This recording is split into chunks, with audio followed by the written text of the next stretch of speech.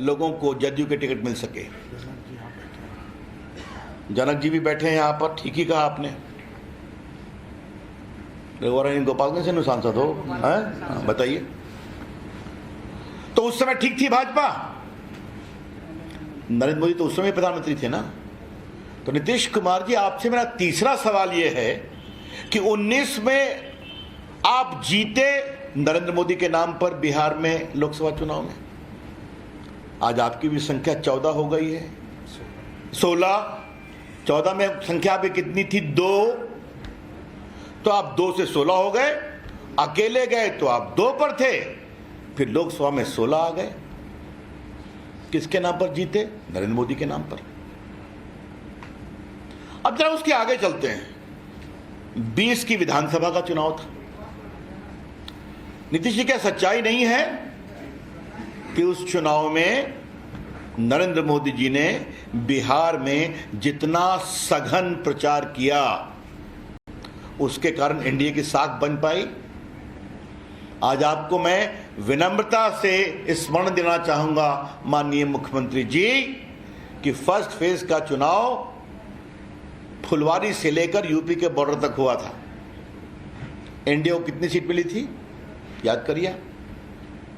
पटना शहर के सारे विधानसभा हम लोग जीत पाए, बाकी फुलवारी दानापुर सब हारते गए। मुझ में आरा और उनका हमारे 1-2 सीट और मिली हम लोग, बड़ा। उसके बाद मोदी जी ने दूसरे फेज में, तीसरे फेज में, चौथे फेज में, 5वें फेज में सघन प्रचार किया।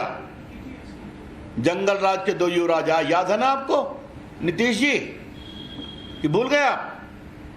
और जब प्रधानमंत्री जी ने सघन प्रचार करना शुरू किया तो बिहार की हवा बदलती रही।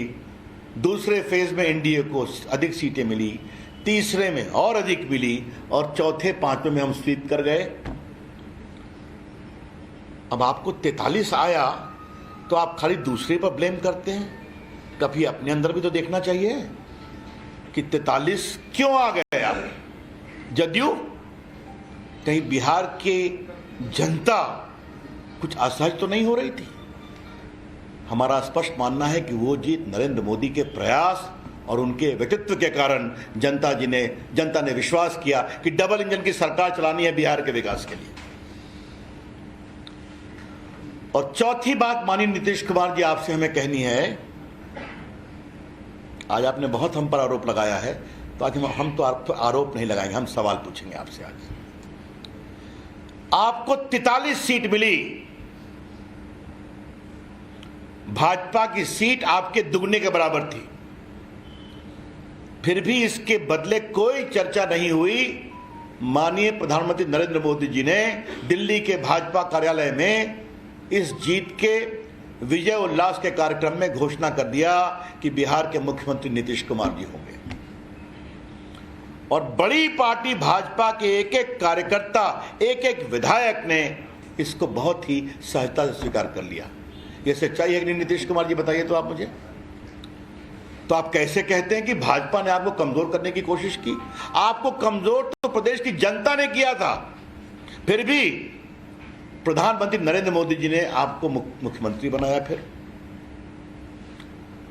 अब आज आप कह रहे हैं कि भाजपा अटल जी और आडवाणी जी वाली भाजपा नहीं है, तो 20 में जीत के आप साथ क्यों थे? आप उसी वक्त कहते कि हमको इस बीजेपी से नहीं पटेगी। तो ये तो कमाल की बात है। 17 में आप दोबारा साथ आ गए, आराम से साथ रहे, 19 का लोकसभा का चुनाव जीता, 20 का विधानसभा का चुनाव जीता, और आज जब 22 का अगस्त चल रहा है तो आप कह रहे हैं भाजपा हमको तोड़ने की कोशिश करती है। ये क्या मतलब है इसका? हमारा स्पष्ट कहना है नीतीश जी, आप बिहार की जनता के जनादेश का अपमान कर रहे हैं। आपको 17 में लगा था कि बिहार की जनता हमसे असहज है क्योंकि भ्रष्टाचार में लिप्त लोगों के साथ मैंने रिश्ता बनाया जो भ्रष्टाचार के खिलाफ आरोप का जवाब नहीं दे पा रहे हैं। ठीक है, आपकी अंतरात्मा जागी, आप फिर हमारे साथ चले आए, हमने आपका स्वागत किया। आज आप बिहार को उसी अंधकार में, उसी भ्रष्टाचार में, उसी बदहाली में और उसी अपराध के बढ़ते हुए खौफ में क्यों ढकेल रहे हैं? नीतीश जी, मैं फिर आपसे पूछ रहा हूं, आज आप तीसरी बार अपनी अगुवाई में बिहार की जनता को पुनः क्यों खौफ, अनिश्चितता, बदहाली, भ्रष्टाचार के दलदल में ढकेल रहे हैं? क्या कारण है इसका? यह बिल्कुल बेबुनियाद बात है कि भाजपा ने तोड़ने की कोशिश की जदयू को, और अगर यही बात थी तो पहले आप कर देते। हम तो किसी का नाम नहीं लेते और आज भी नहीं लेंगे, लेकिन क्या आपकी पार्टी के अंदर घात प्रतिघात नहीं चलता है क्या? तो आपके अंदर की बात है, हम कुछ नहीं बोलेंगे। लेकिन आज नैतिकता का क्या तकाजा है नीतीश कुमार जी, ये आपसे हम सवाल जरूर जानना चाहेंगे। इसलिए आज बहुत भारी हृदय से मुझे पूरे 94-95 के पूरे इतिहास को बताना पड़ा कि किस तरह वो हमारे साथ आए, कैसे रहे, और भाजपा ने उनको आगे बढ़ाने में क्या अटल बिहारी वाजपेयी, क्या लाल कृष्ण आडवाणी और क्या नरेंद्र मोदी, इन सबों ने और पूरे भाजपा के कार्यकर्ताओं ने आपको हाथों हाथ उठाया। और आज आप क्या कह रहे हैं? ये बहुत पीड़ादायक है। नरेंद्र मोदी जी के नाम पर लोकसभा जीतेंगे, नरेंद्र मोदी जी के नाम पर विधानसभा जीतेंगे, और बाद में फिर जनादेश का अपमान करेंगे तो बिहार की जनता जवाब देगी। मुझे अपनी ओर से इतना ही कहना था। अब मैं माननीय अध्यक्ष जी से आग्रह करूंगा, कुछ आपको ऐड करना हो तो अध्यक्ष जी।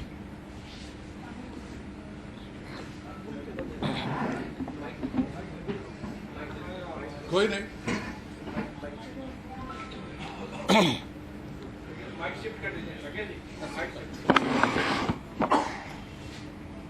नीतीश कुमार जी आदतन धोखेबाज हैं, और इस बार बिहार की जनता निश्चित तौर पर सबक सिखाएगी।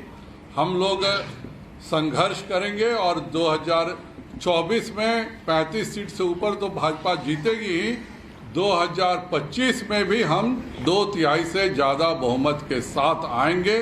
धोखा देने की जो नीतीश जी की फितरत है, वह इसके साथ ही उनकी राजनीति समाप्त हो जाएगी।